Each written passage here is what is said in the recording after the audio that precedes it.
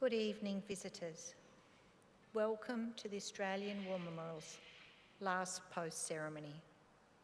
My name is Lexa Peterson, and joining us today from the Australian Army is Warrant Officer Class 1 Virginia Morris. We warmly welcome Wing Commander Dr. Mary Ann Whiting, representing the Air Force Association. We welcome the veterans who have served, those that are still serving, and the families that love and support them. The live stream of this ceremony is made possible by the Returned and Services Leagues of Australia and the RSL and Services Clubs Association. We welcome members who are watching the broadcast of this ceremony across Australia. During this evening's ceremony, wreaths will be laid at the base of the pool of reflection by visitors to the memorial. If you're able, please stand and join in singing the national anthem.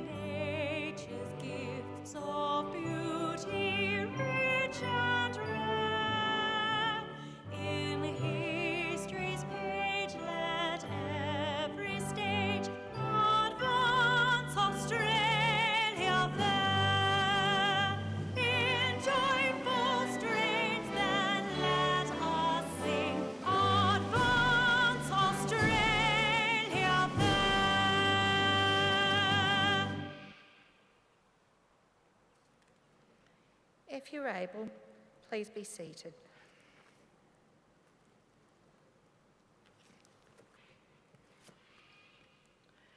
The Australian War Memorial was the vision of Charles Bean, Australia's First World War official historian. Bean landed with the Australian troops on Gallipoli and stayed with them at the front through to the end of the war. The idea of this national memorial and museum came to him at Pozières, France, in the depths of the bloody fighting of 1916. Bean's idea was that this would be a place where families and friends could mourn loved ones buried in faraway places. It would also be a place that could help all Australians understand what these men and women had endured and what they had done for us. Bean's vision, to which we remain true, is best expressed as inscribed at the entrance to the memorial's galleries. Here is their spirit, in the heart of the land they loved, and here we guard the record that they themselves made. Tonight, we will read the story behind just one of those on the Roll of Honour, which lists the names of more than 103,000 men and women who have given their lives for us in war and on operations for more than a century. But first, we present a lament, flowers of the forest.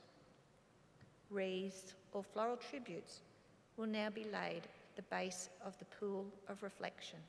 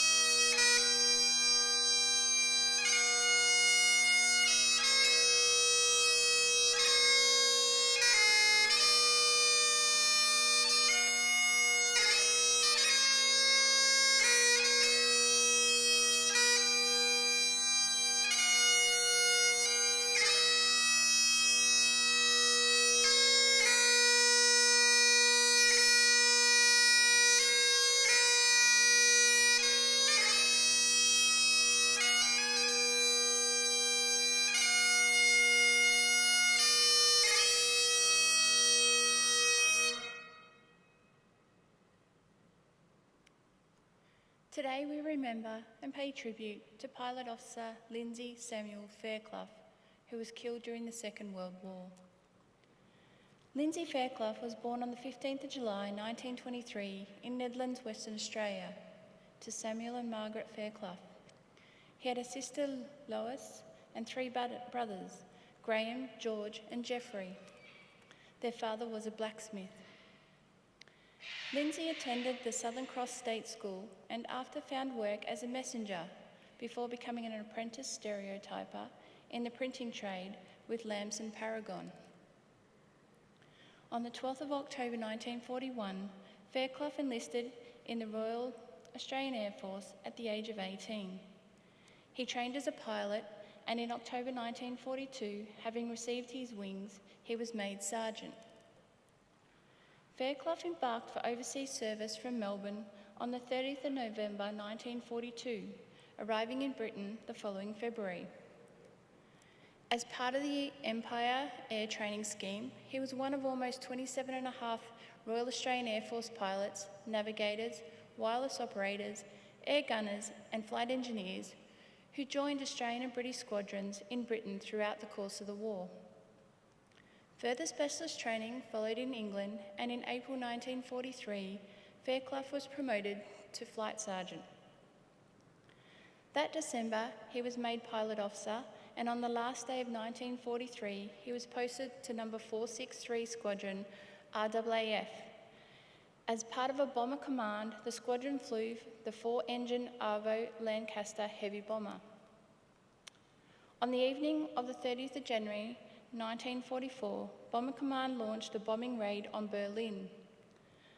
Pilot Officer Fairclough was the pilot of Lancaster Joe J, which took off from the Royal Australian Air Force Base at Waddington shortly after 5 p.m.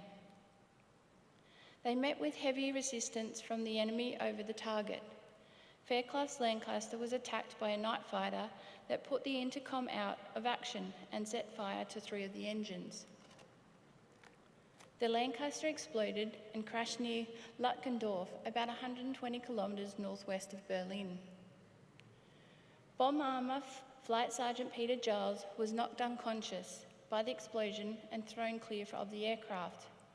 He regained consciousness in mid-air and managed to land safely, but was captured a week later.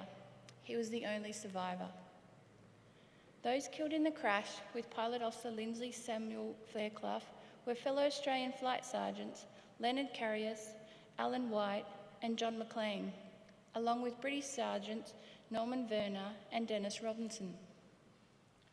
After the war, the remains of Commonwealth servicemen buried in Europe were examined and identified where possible.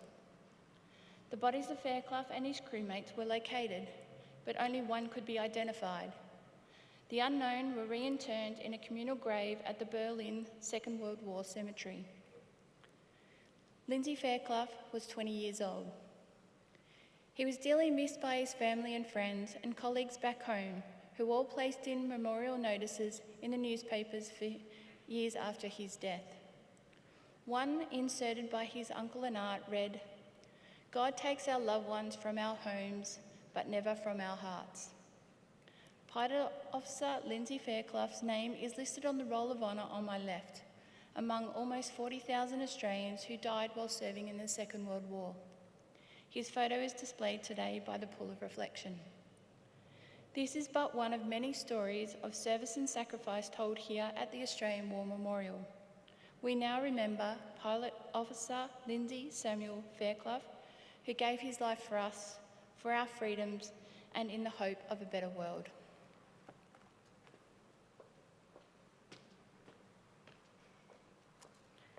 Please stand for the reading of the Ode and the sounding of the last post.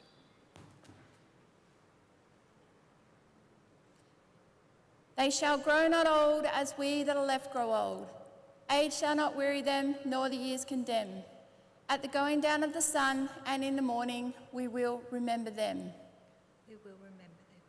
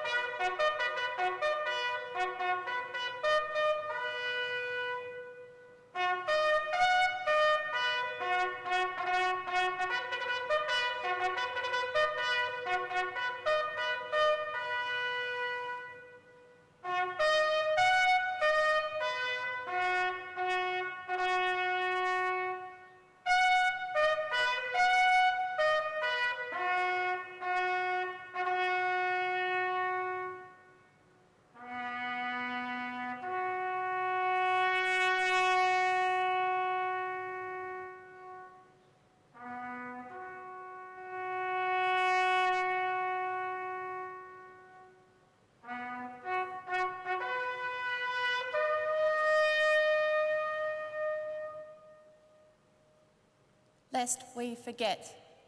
Lest we forget.